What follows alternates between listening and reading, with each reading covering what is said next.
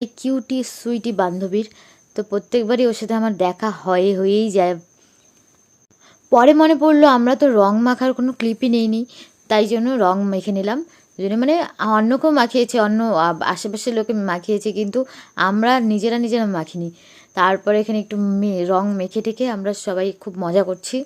বনিও আমাকে রং মাখিয়েছিল, কিন্তু সেটা ক্লিপ নিতেই ভুলে গেছি, ভেবেছি পরে আবার ক্লিপটা নেবো, কিন্তু নিতেই পাইনি। খুব কিউট লাগে। আর তারপর নাচ করতে করতে হাঁপিয়ে গিয়ে আমি খেয়ে নিচ্ছি এখানে স্মুদি একটা। 10 টাকা দাম ছিল, কিন্তু খুব ভালো ছিল। মানে প্রচণ্ড রিলিফ করে আর কি গরম থেকে। আর গরমের মধ্যে ঠান্ডা যাই খাবে সেটাই ভালো লাগবে।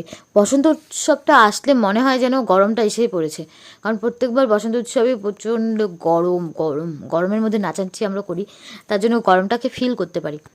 আজকে এই ভ্লগটাকে বেশি বড় করব না, তো এটাই ছিল লাস্ট ক্লিপ, কারণ এই ভ্লগটা বানানোর মতো আর এনার্জি নেই। আমরা 3জন এসেছিলাম, আর বনি এসেছিল বসন্ত উৎসবে।